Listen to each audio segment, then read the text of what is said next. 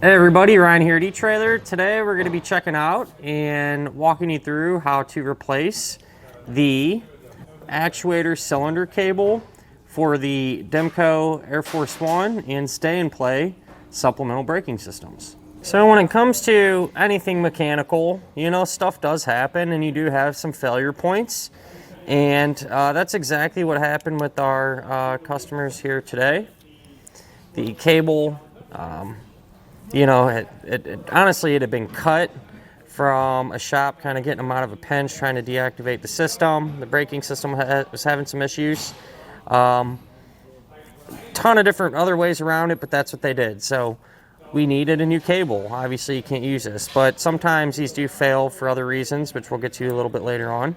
But you know, if you like to tinker on things and you're relatively handy, you know, a lot of times you can get away with just replacing that failed part and not having to buy a whole new actuator cylinder.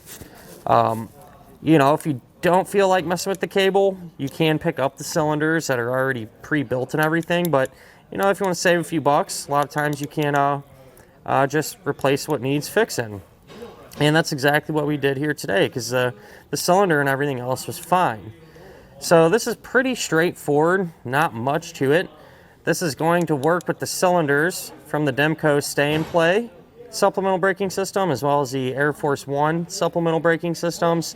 And that holds true for those of you that have the Coach Link monitor as well. Doesn't matter, same cylinders. So honestly, if your cylinder looks like this, the majority of them that I've seen are pretty much identical.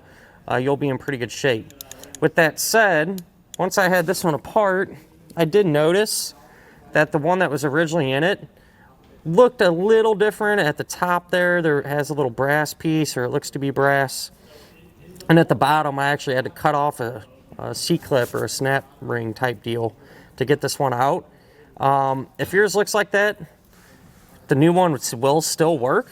And actually, the new one actually had a little bit of a better design, in my opinion.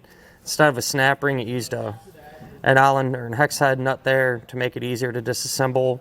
And it just had a better attachment point here than this brass collar type deal going on. So just something I wanted to mention. And if yours looks a little bit different, chances are still really good this new replacement's going to work.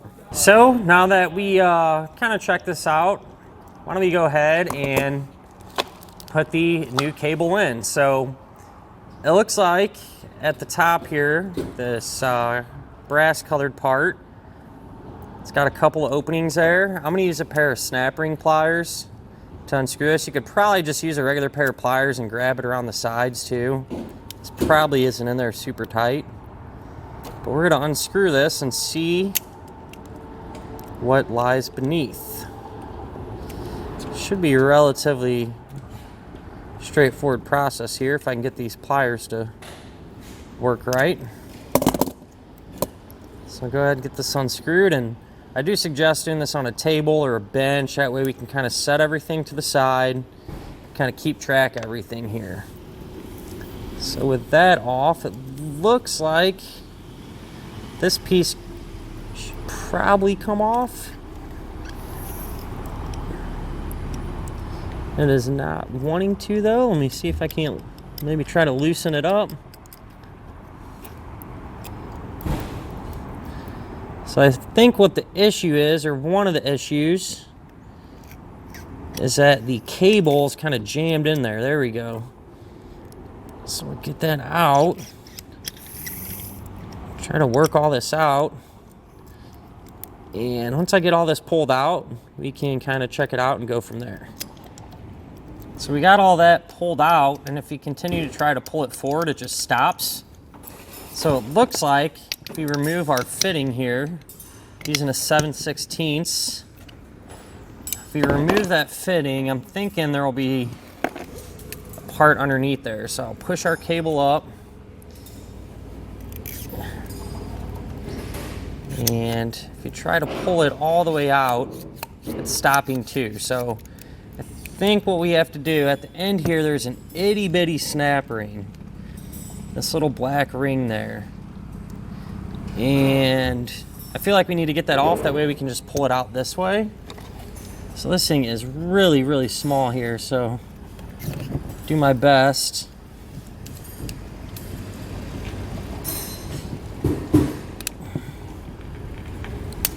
Kept on trying to get that snap ring off to no success there. Kind of tired around and messing with it. Since we're not reusing any of this anyway, just gonna get the show on the road. So I'm bringing out a Dremel tool and I'm just gonna cut this end off.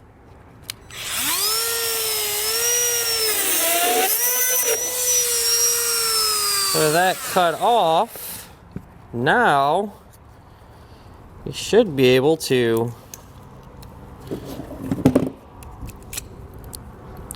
grab everything here.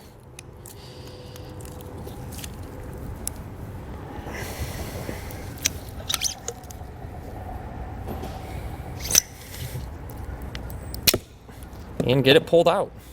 So with that piece removed out of there, what you want to do is inspect the bore, your cylinder there. You know, make sure it's clean, lubricated, and so on. Ours is actually in pretty good shape. And this piece might not be a bad idea just to take some type of oil, you know. I just took a little oil and super light coating on it. Keep things moving. And now we can take this, feed the cable on through. We're gonna pull that, pull it through there. We'll take our air fitting and get that reinstalled in the back of it.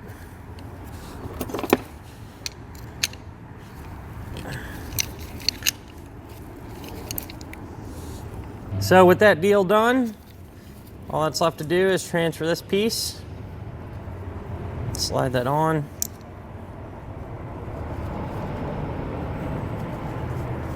thread it down,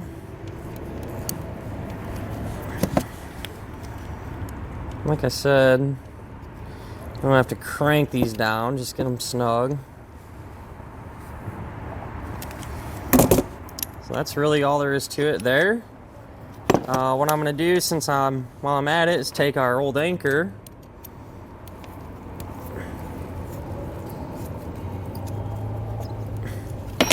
and get this swapped over to our new cable. That way we're ready to roll here whenever we go to reinstall this inside of our vehicle.